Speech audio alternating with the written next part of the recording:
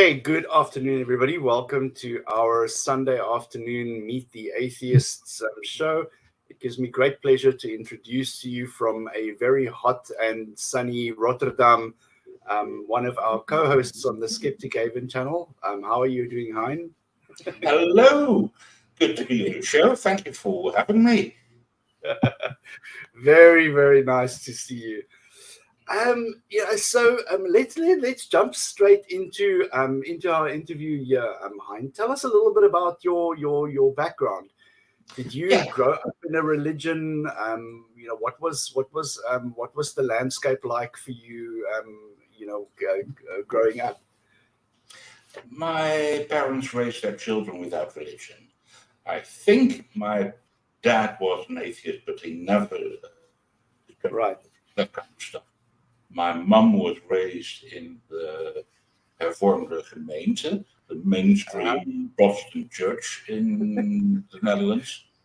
Me too. Me too. We grew up in what we call it here, Nederduits gereformeerd. Yeah, that's not exactly the same, but very close to it. Yeah. But yes, but well, just after she got married, she left the church for personal reasons, but the main one that, well, she didn't really believe it. Right. And Right. for her, that's an interesting story there. She left the church when the first sound she heard after she married, she moved to Rotterdam, where my dad lived. And the first news she got was a letter from the church. How about paying her tithe? Not a welcome, nothing. Yeah. Invoice. And that did it for her. She immediately left the church, and that was that. Yeah, And it's crazy how God always needs money, eh?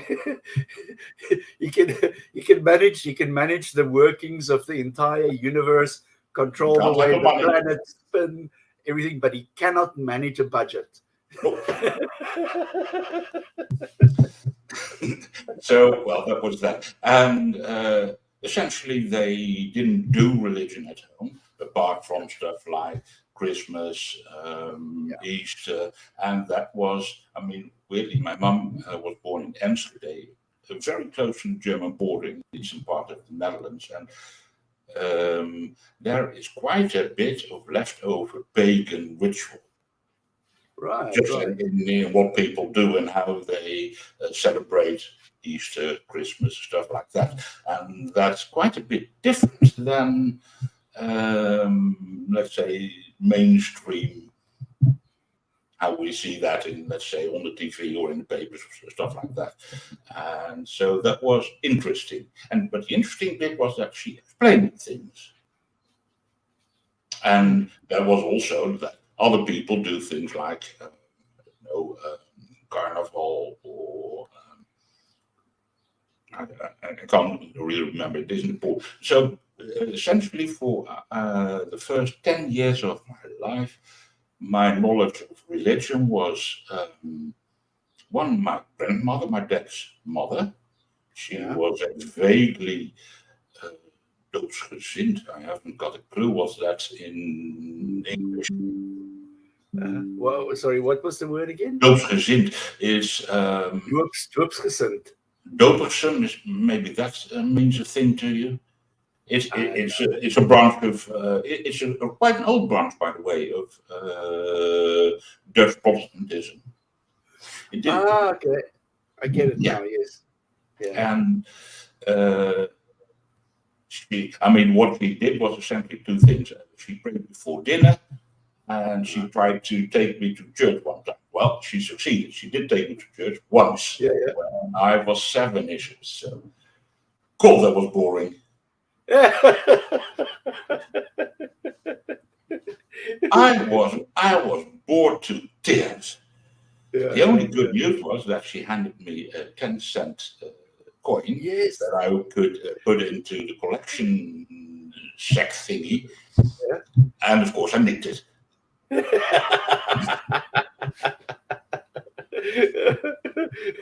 Yeah, that's crazy. It's funny how religion always seems to come from, it's a hereditary thing. You Yes. inherit religion. It's not necessarily like it comes from, No. some divine source, because it's funny how people always seem to have the religion of their parents. Where is that? It's very weird. I mean, no. As a matter of fact, my dad didn't touch the subject at all. He was more of the, let's say, mathematics and science things. But my mum would talk about that. She also tried to explain, well, there's quite a bit of religion, and I mean, if you want to follow that, by all means do so. But try to have a look at other ones as well. Well, the result was none at all. Okay, that's very interesting, because that was one of the reasons that that I decided, okay, religion is not making sense, is when I learned about other religions. What was the what was the watershed, or the keerpunt, where you decided, okay, something's wrong here. This is not this is not. I mean, for me, religion was something other people do. And Right. the weird, and particularly the weird and visible, I mean, mostly that's a visible bit. For instance, my primary school was next to a Roman Catholic primary school. And of course, those kids were a bit weird. Games. At Carnival, exactly. And Carnival, they went to school in fancy dress. For no apparent reason, and that was pretty much it. And it was all a bit mysterious. When I was 10, my parents moved to another part of the country, here in South Limburg, and that's very close to Belgium and Germany. And at that time, at least nominally, a large part of the population was Roman Catholic. And one of the results was there was no public secondary school there. So I had to, my parents shocked a bit. My two elder siblings, my sister and brother, went to a local Protestant Christian school, but that school wasn't so good. So when it was my turn to enter secondary school, I was introduced into the St. Bernardinus College, a Roman Catholic school run by Franciscan monks. Oh, okay. And that introduced me to a close-up of at least a Roman Catholic version of Christianity. And it was interesting. I mean, it was clear that I didn't believe a thing of it. And as a matter of fact, before I entered the school, my mum took me to a conversation with the principal, one of those monks in a brown habit, rope with 3 knots in it, and the lot. And to have a chat about that was, sorry, I don't believe. And after a bit of asking what's about and mum interfering, and he said, well, that's fine. You don't have to do the Catholic stuff, just school bits, and you'll be fine. So with an official letter of, freedom, essentially, I did go to Mass occasionally. I did attend the religious classes. And learned quite a bit of it. I mean, I'm definitely not a Roman Catholic scholar in any way. It's just interesting.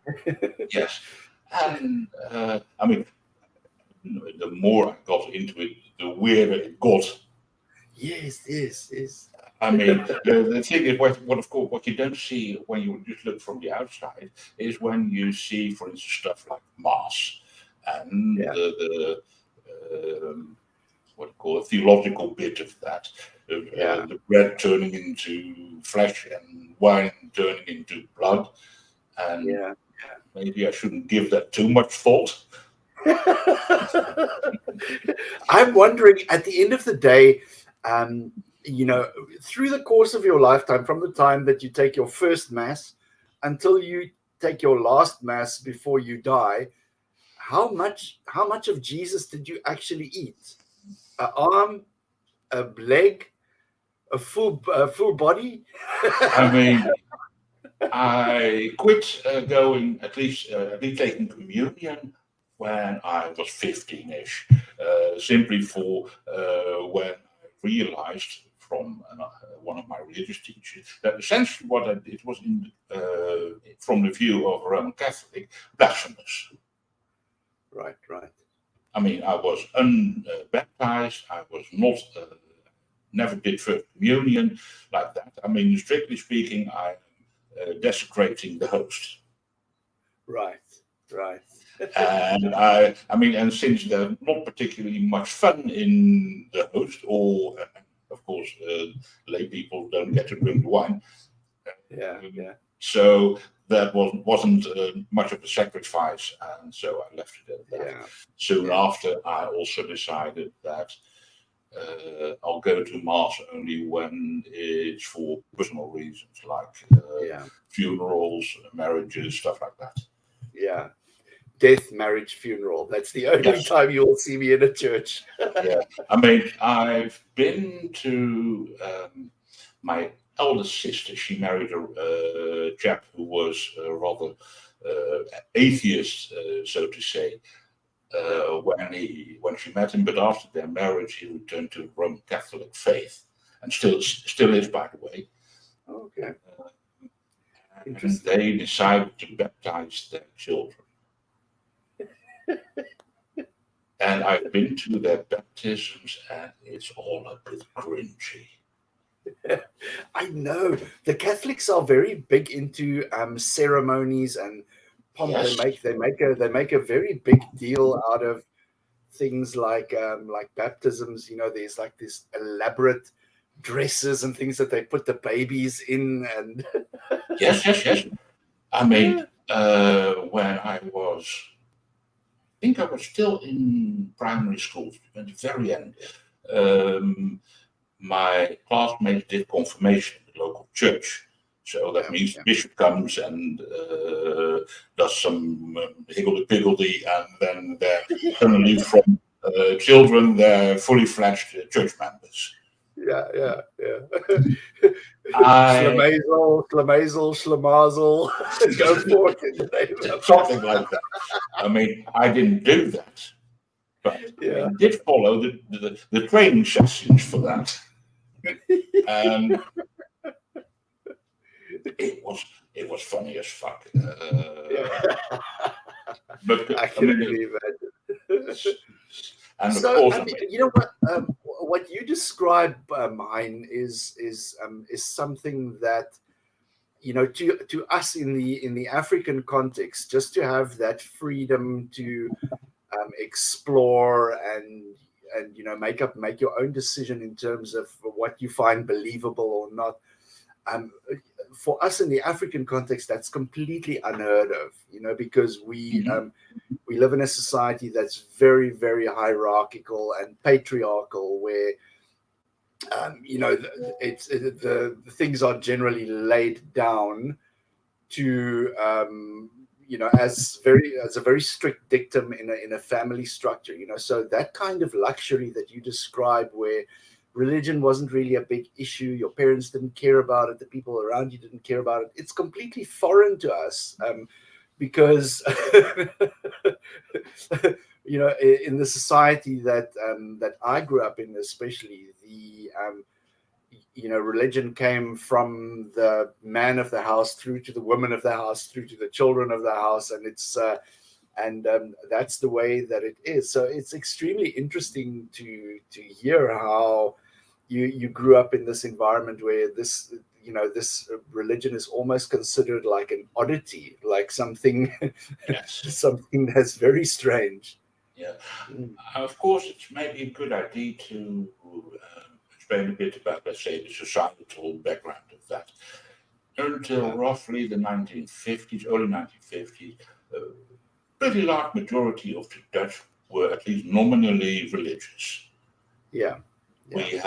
We used to have in the civil registration, so that's the bit where they know where you live, what age you are, when you were born, stuff like that.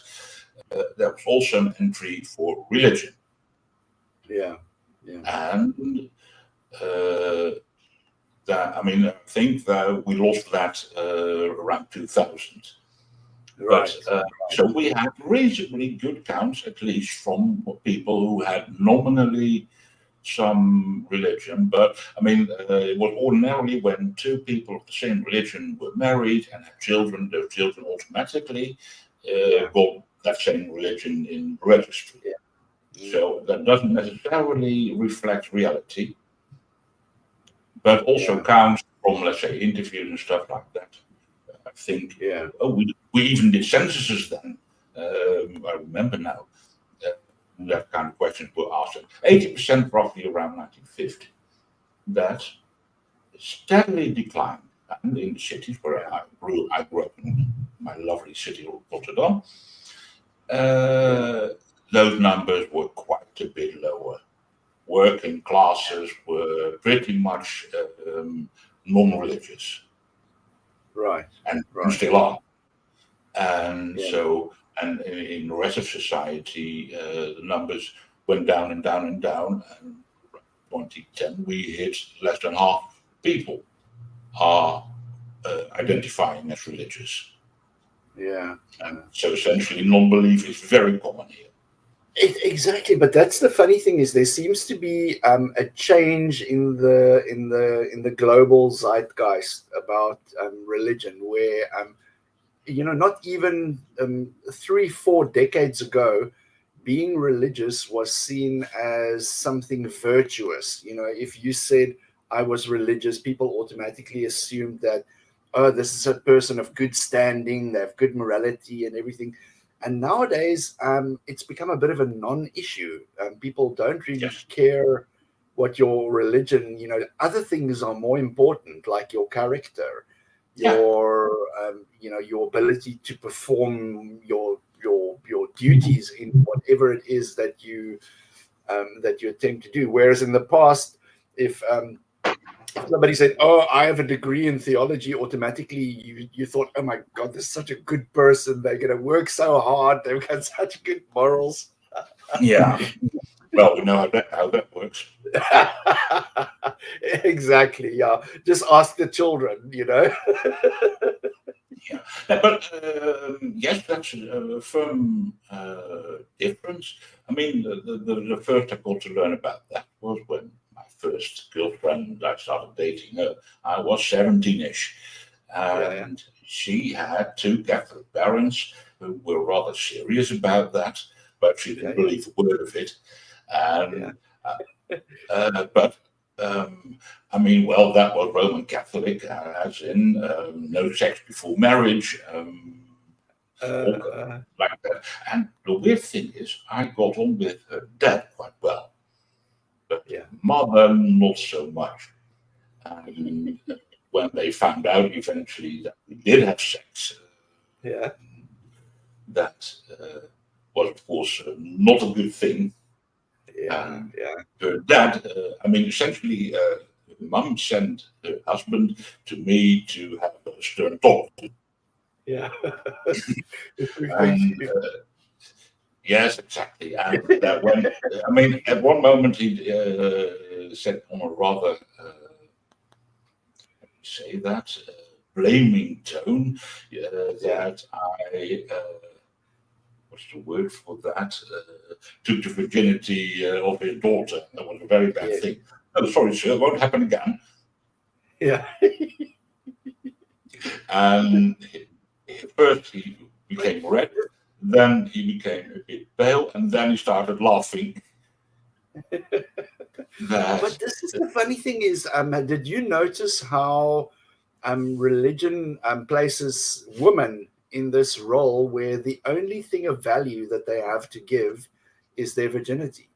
Yes. It's, men are automatically given the status in society, but when it comes to women, the only thing they have of value is their honor, their virginity, their purity, and after that they are just, they're like possessions.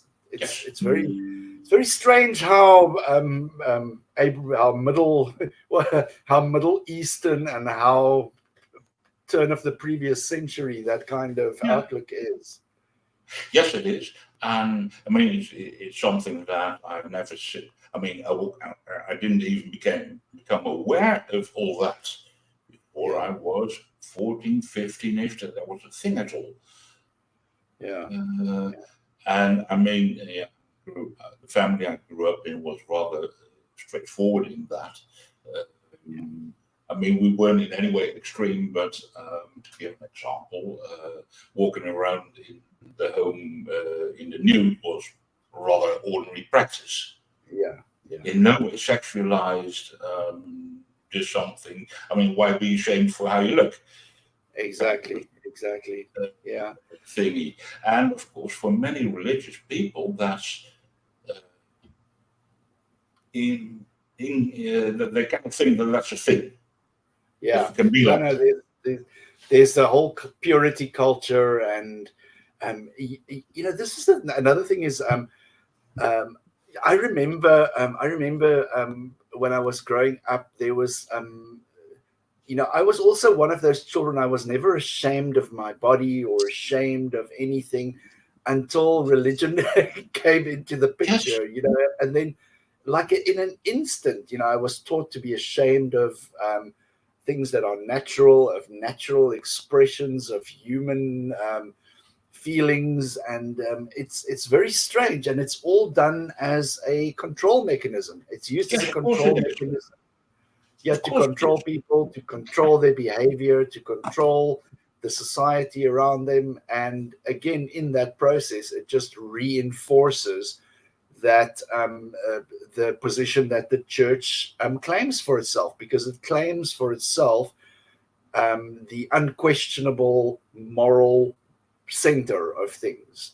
So it says, like, this is the way that things are. We say so because God said so, and you should do X, Y, Z. And it's not a position that they earned. It's just a position that they claimed. And it's weird, like all the guilt, and coming from a Catholic background, you should have insight into this as well.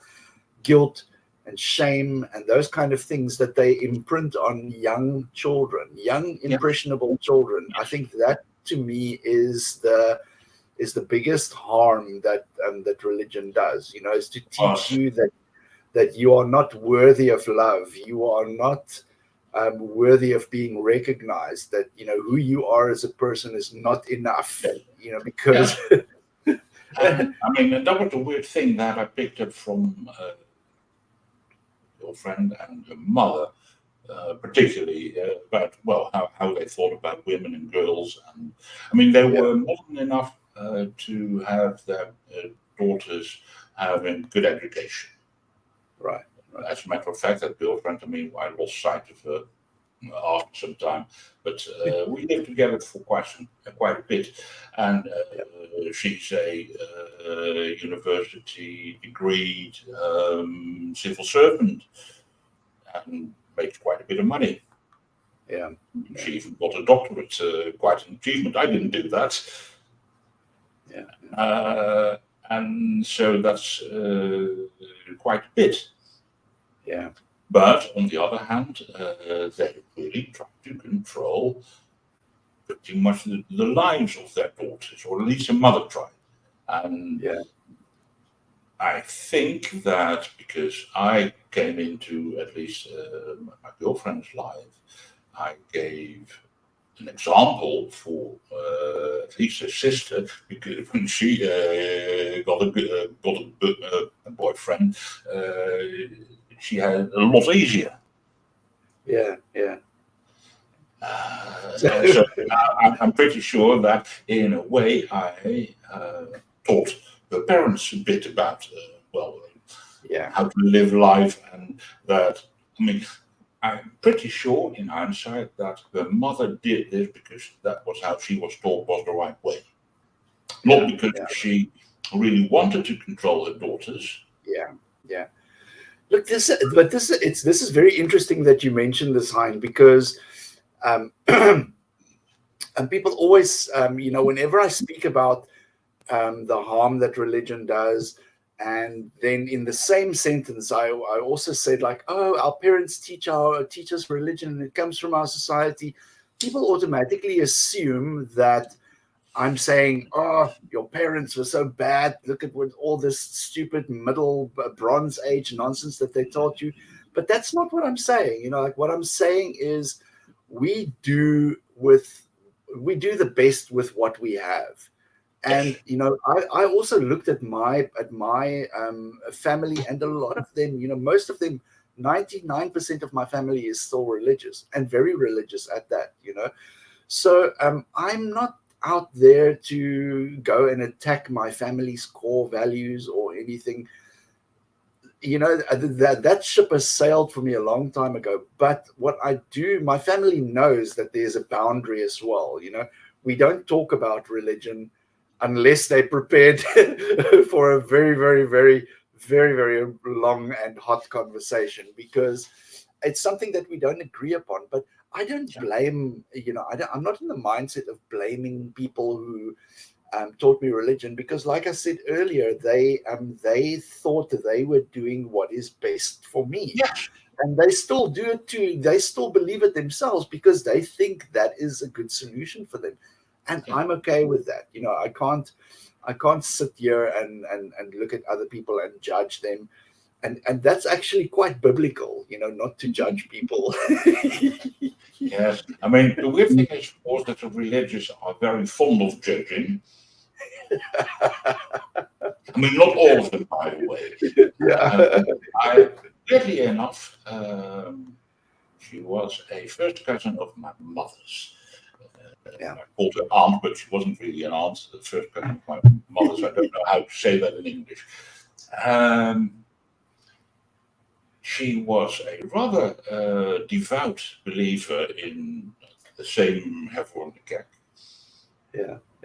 But she was very relaxed about it. She had 3 daughters. It raised them with very light touch. Yeah. I mean, they weren't dragged to church. They weren't dragged to the Christian school, stuff like that. Stuff. She was very relaxed in talking about things like sex. Yeah.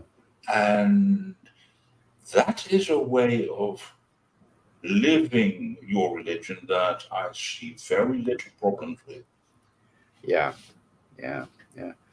And I mean, for her, living that way and not pushing that on her children was the Christian way. Yeah. Probably not the way her vicar, Domine, would say was right. Yeah. But that was her interpretation. And I must admit that her husband, weirdly enough, first cousin of my dad's, Right. but that's an absolute coincidence. He was religious. Yeah. He went to church occasionally just to be nice. Yeah. Which I'm fine with. Yeah. But that's the funny thing is people confuse I think we as a society are growing out of that slowly but surely, but people still confuse, even deep down. I still have that imprint from growing up, is when people think of something that's good and moral and upstanding, they automatically associate that with somebody like a religious leader or some kind of religious element, so that when on the other side, when somebody introduces a religious person or concept or article to you, you automatically have that idea imprinted in your subconscious. This is something that's good. This is something that's upstanding, that's upright, that's moral. And that needs to change. I don't know how to deprogram. I don't know how to deprogram myself. Or maybe I must go see a hypnotist or somebody. just to I mean, go.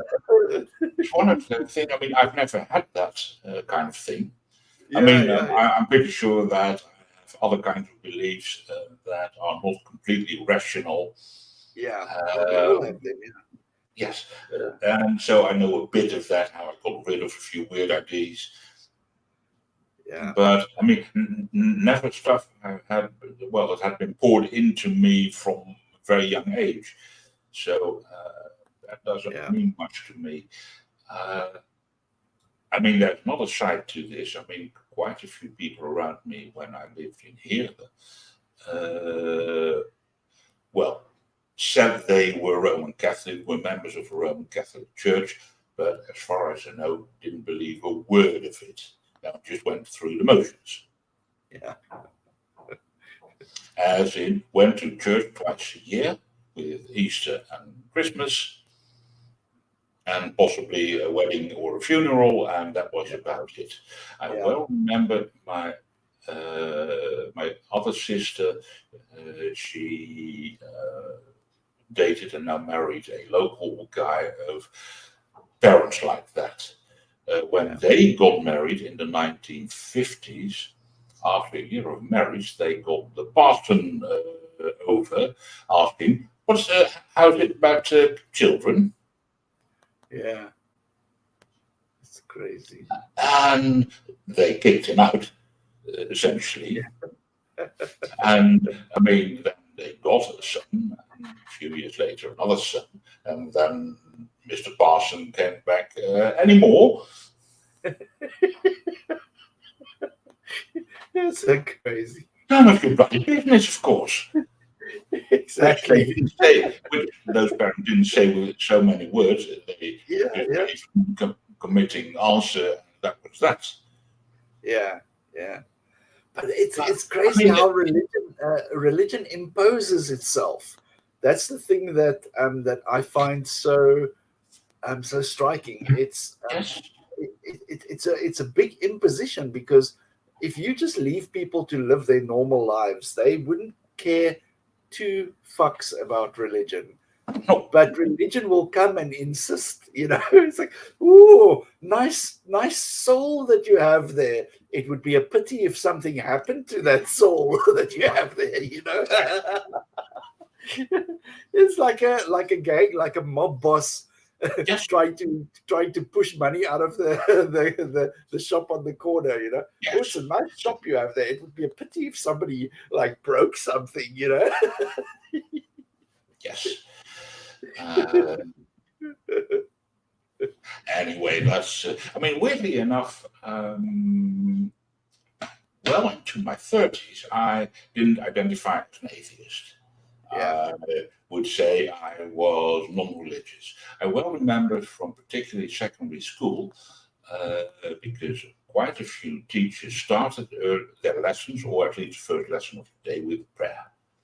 right. Yeah, Most of them very formulaic. Only one teacher really put effort in it, yeah, yeah. and the rest were just lost Blah, blah, blah, blah, blah, blah. Yeah, with that. Now, I'm not trying to make fun of that. I mean, yeah, it's part of what the school does. I don't think there's much belief behind it, but it's what you do, and I'm sort of okay with that. But of course, my classmates, of course, saw that I didn't do prayer, yeah, which gave, let's say, that led to interesting conversations like, hey, you don't pray. Aren't you Catholic? No. Oh, are you a Protestant then? No. nope. Occasionally, clever ones, oh, you're Jewish then? No. Nope. And then, what then? Nothing. That was unimaginable. Yeah, yeah, I guess when you've been in a very religious society where there's very little variation in that. I mean, yeah, we're talking about something like 90% of the religious people there were Catholics, and they were everywhere. yeah, So yeah, we grew up in Roman Catholic life was everything. Yeah. And so the fact that one could, I mean, the idea that, yes, we know there are Protestants, weird kind of people. Yeah, and there's Protestants and Jehovah's Witnesses and Yeah, you it know didn't even. evangelicals and what. Well, it didn't, I mean, particularly from a Roman Catholic perspective, Protestants are all the same. Yeah. Yeah. I mean, some may have some. I mean, I had to learn quite a bit later in life to understand the difference between hervormd, gereformeerd, Yeah. Greenies. I mean, we have many dozens of churches around. Yeah. And most of them are Protestants, of course. Mm. And nowadays, of course, I mean, I think that from a perspective of being active in a religious organization or church or something like that, nowadays I think the most active are Muslims, not Christians. I mean, they're often going to church or in that case to the mosque. I think, at least in Rotterdam, I'm pretty sure Muslims are much more active than Christians. And on that topic, Hein, what is I get my impression of what Islam is doing in Europe is it's almost like how can I say, it's like it's almost, I get the feeling that they're playing a long game. It's a very slow game of putting down roots and growing trees. Because I mean, the only impression that I have is by seeing, is obviously seeing the Dawa people on Speaker's Corner, and whenever there's an extremist, terrorist act or somebody doing something. What is the what is the impact of Islam and radical Islam on Europe in that sense? I'm always interested in this. It's difficult to speak for all of Europe. Different countries have larger or smaller Muslim populations, Exactly. different rules, different backgrounds, and so I mean, France is quite different from, let's say, Sweden. Of course, yes. And and apparently the vast majority of Muslim immigrants to Europe come via North Africa, they say. Or is that not necessarily the case? Not necessarily. Yeah. I mean, quite a few do.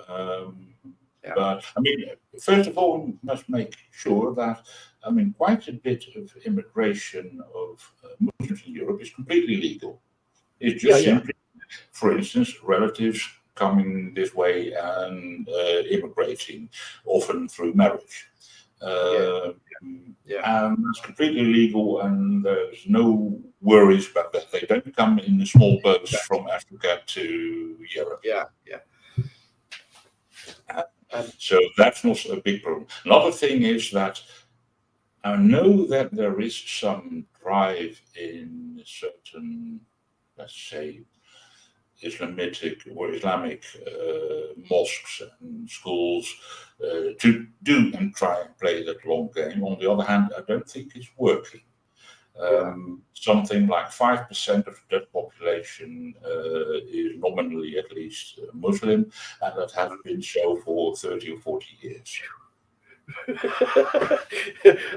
I'm very relieved to hear this. The funny thing is, I understand. There's always going to be immigration to countries. And I'm fine with that. We have the same phenomenon here in South Africa, where we have a lot of immigrants from North, and it's fine. People seek to better themselves. They're looking for opportunities to better themselves and their lives and their families. I'm 100% okay with that. the thing that I have an issue with is this this unwanted passenger, this unwanted passenger that travels with immigrants sometimes. And unfortunately, we do have our share of Muslim fanatics who are willing Yeah, to take their belief to violent actions. extremists. Yeah, Yes, yeah, you have known or may have heard about Van Gogh, the filmmaker who was murdered. yes, yes, yes, And yes, and and it was done. It was done as a spectacle. They did it yes, to. They didn't. It wasn't. Some covert. It was done. Apparently, it was done in in the middle of day, in plain broad daylight, daylight, in the middle of everything. So in the streets. it was done Yes, as a shock tactic to yes, of course. make a statement. Yes. Yeah. And the perpetrator is in prison now, presumably now to be let out. Yeah, I mean, he got life imprisonment, and life in the Netherlands means life unless you get a government pardon, Yeah. which Yeah. is not a right but a privilege. Yeah. And so, well, Yeah. it may happen. I mean, it's not particularly important how that happened with Mr. Bujeri. Yeah. Yeah. I don't care about him. Yeah. Exactly. Exactly. I mean, he shouldn't be out. That's the only thing I am interested in. We don't want religious murderers walking the streets. No, exactly. I agree with you 100%. It's very strange. So, speaking of, of the impact that religion has on our societies, I see that you are very active in the online community. What kind of is that the main form of activism that you involve yourself in? Pretty much. Occasionally, I do a bit of political activism, but I don't mix that with the That's atheist not a bit. good idea. Not a good idea to mix politics and religion. So, yeah, exactly. Anyway, yeah, that's pretty much it. I got into that through the ACA shows. I've been watching Atheist Experience and Bob Egan for quite a long time now. Yeah, me too. Yeah, 4 or 5 years, I think. And I got through that. I got active in. Well, I do a bit of work for the live shows. Yeah. As you may know, I do the what's it called the live chat next to when the show runs. I do some moderation there. Yeah. And of course, for a bit like a year, I've been doing the Global Atheist shows. Yeah. Of which you are, of course, as well. And I very much like that.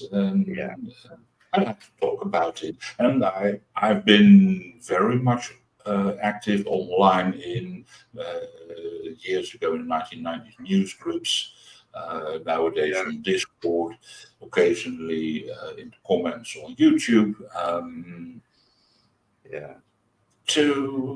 I mean, YouTube is a very minor thing for me. That's more. And that's that is the best form of activism that we can do, in my opinion. Is just to be visible. Is to be visible. When people hear the word activist, they think of somebody chaining themselves to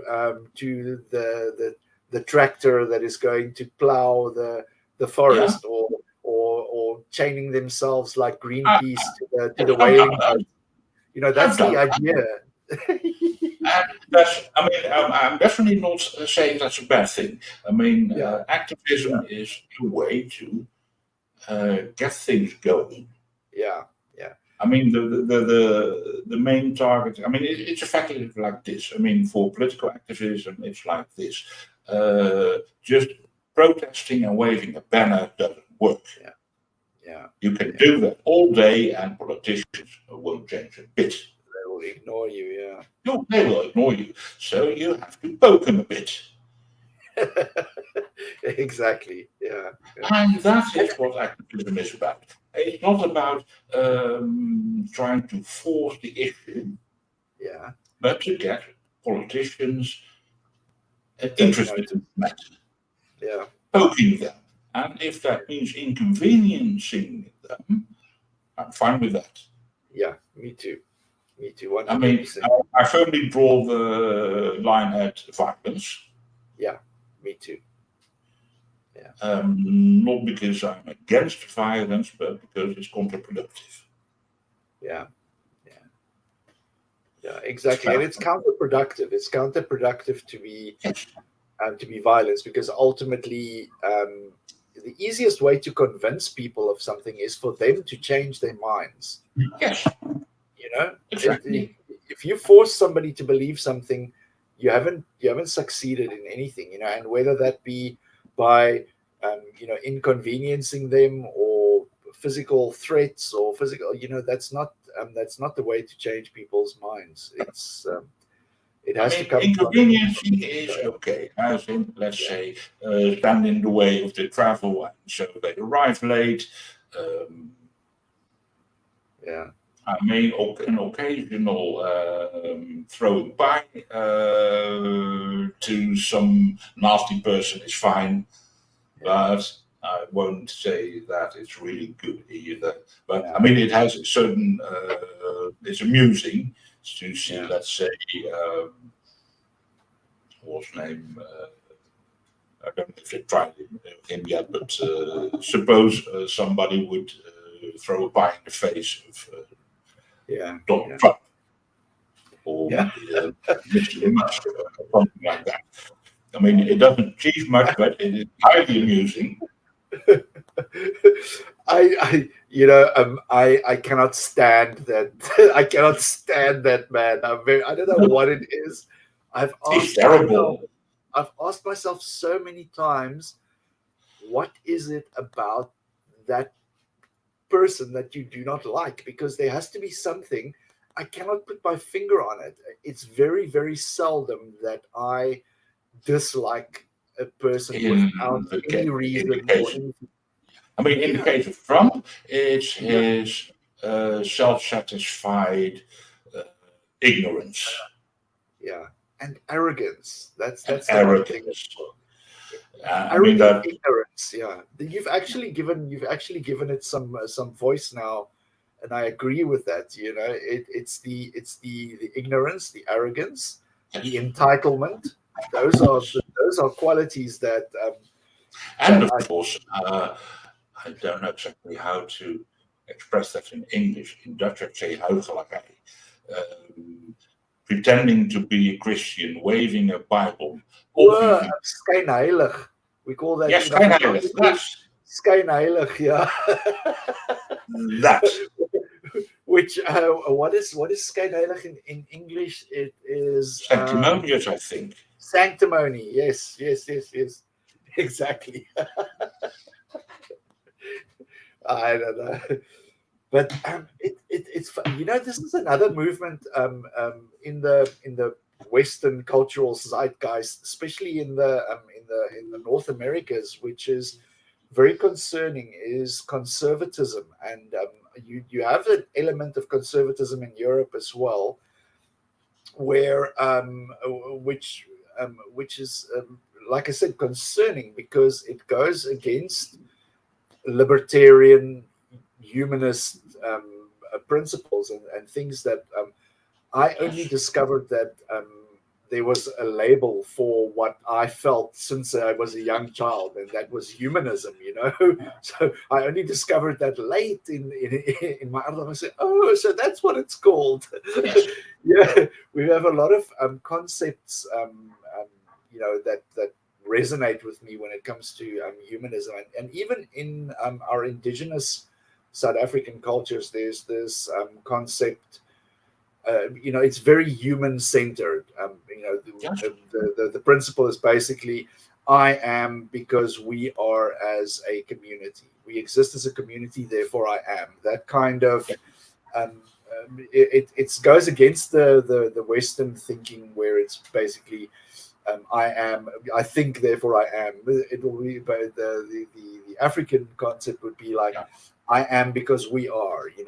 That's the kind of thinking, and it's very strange how this conservative, it almost takes me back to that era of fascism at the end of the Second World War. I think it's remnants of that nationalistic, fascistic type of I mean, greed that we have.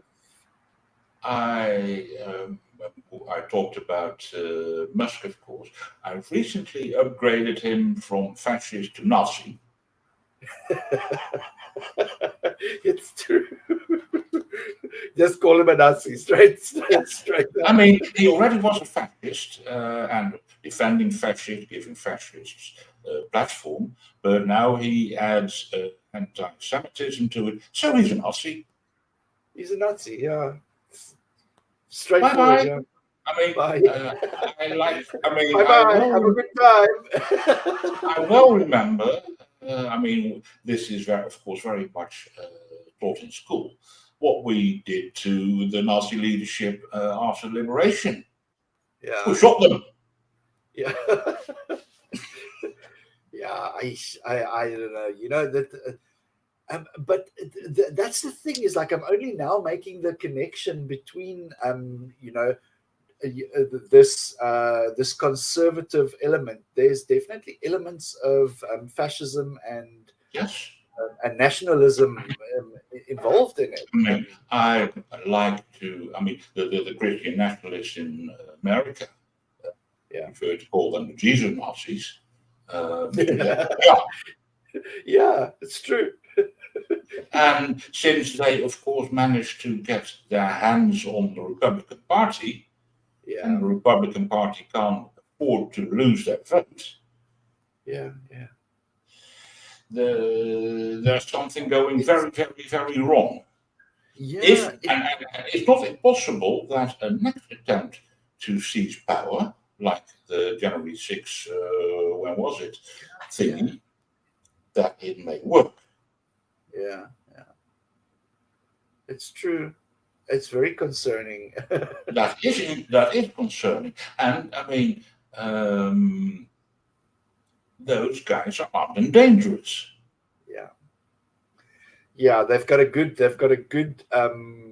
percentage of the planet's nuclear weapons, and I'm always very concerned when the Russians and the Americans start throwing a hissy fit. Then I get very concerned.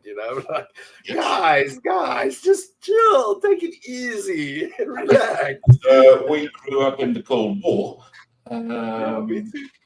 Was, I mean, the threat of nuclear war was one of the things why I got into political activism, nuclear disarmament. Yeah. And secondary school then, 17 maybe a bit younger. Yeah. No, I was a bit younger. I mean, I think I started at 15 and got aware of the political side of life. Yeah. That put me into hot water with the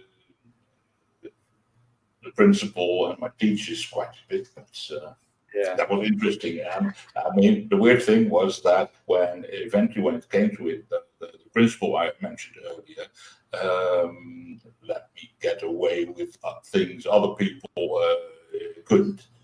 Yeah. Very interesting. He was a very nice bloke. I didn't agree with much he said. Yeah. But at least he managed to exhort me to understanding why my opinions were like they were, and to give that thought. I mean, eventually stuff like that isn't particularly difficult. Making a political analysis isn't difficult, but you need to have the tools, the ideas. Yeah. Mm-hmm. to understand society, to understand what people are doing, to understand politics. And it's not difficult, but very few people put effort into actually understanding it. Yeah. There's a lot of moving parts. Yeah, I think that's the thing that people struggle with is to get a very clear insight into these very real issues. You need to actually invest a little bit of time to understand the underlying issues that are involved. And we live in a culture nowadays where if you can't put it into a 30-second TikTok video or a YouTube clip, then people aren't interested. It's too complex. Yes. You have to you have to dumb it down. That's not always true, but yes, I mean it's a generalization, but you know what I mean. Yes, I much understand, and yes, indeed, when something needs a show of half an hour to explain a single idea, many people log off TLDR. Yeah. And that I understand that. I must admit that my attention span has shrunken a bit as well. Me too.